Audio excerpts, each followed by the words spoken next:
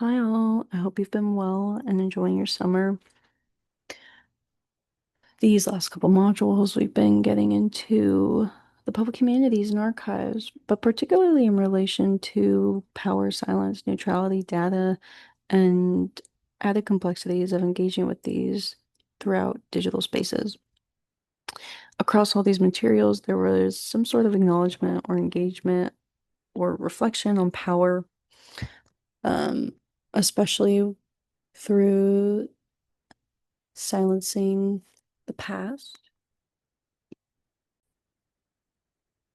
which made connections between power and the archive through questions like how silence can be made to speak for themselves, to confront inequalities of power, consideration to how power is inserted into the story and plays into the interpretation or creation of narratives, how silence is often due to imbalance of power in narratives and archives, how different exercises of power can bring narratives to the forefront or silences that push them out further. In general, there's this emphasis placed on tracking power. I was curious in investigating that throughout all of our readings. Hartman's Venus in Two Acts acknowledges the archive as inseparable from the play of power, as this relates directly to the murder of Venus and her shipmate, as well as the exoneration of the captain who was never held liable for his crimes.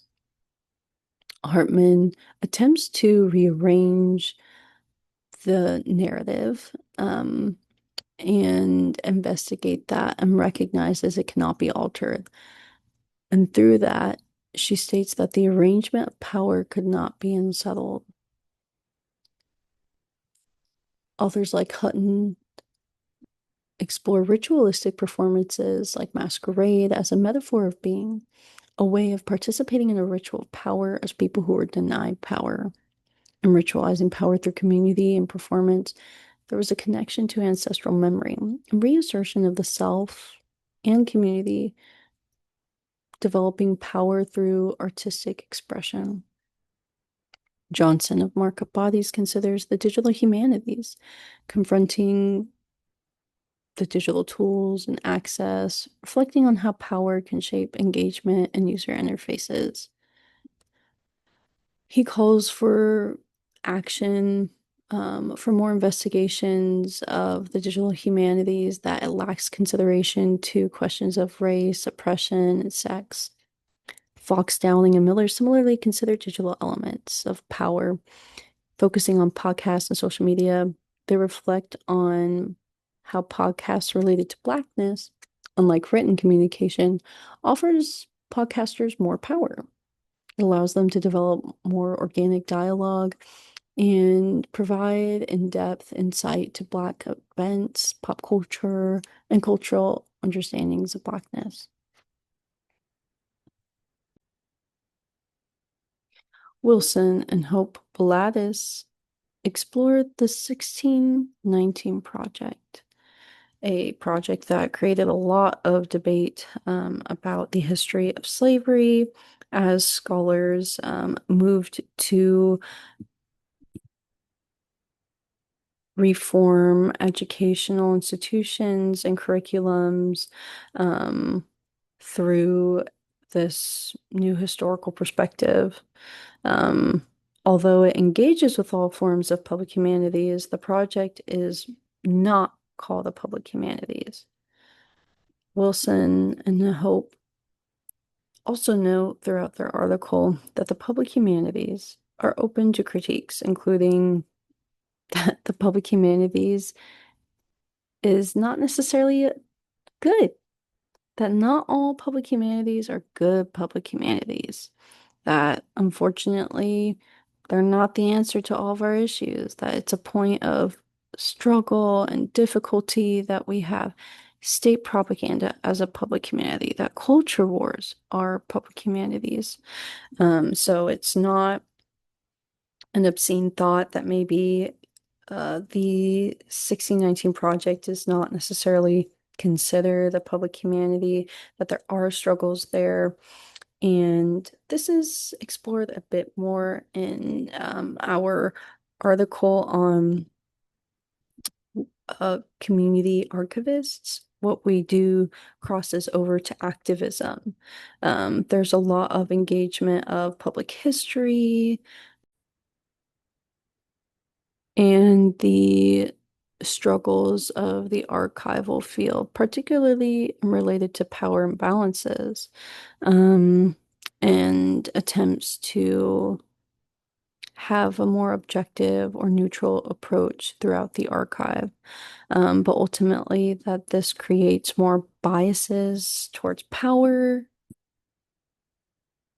that the question of objectivity across public history has often been considered and explored ethically, and ultimately, it is dangerous, that it is often irresponsible for archivists to take a neutral positionality. It often neglects marginalized, silenced, and erased perspectives. Archivists should not be neutral, um, that there are always power dynamics embedded in the work of archivists, and we need to acknowledge these power differences. We need to um, bring attention to history that is neglected, history that is often hidden or suppressed, and that we can support our communities and create transformative practices across communities in engaging with the archives and these power dynamics ultimately. This made me think of some current issues that we have going on in the world and our administration. Recently, the director of the Smithsonian National Museum of American History is being pushed to erase historical materials. Federal officials are replacing exhibition signs in Philadelphia that describe the history of slavery across the United States and are utilizing new texts that minimize historical events and experiences. Knowing that not all public humanities are good humanities, um, and that our role is to not be neutral, that our role is to not be objective, that we have to engage with the power dynamics and acknowledge these gaps of information and history. How do we engage with these complications and challenges of history and the archive, particularly when it is coming from institutions and governments that financially support these structures um, and have more power?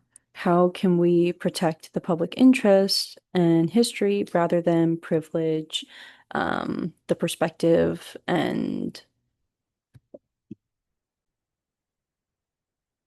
narratives?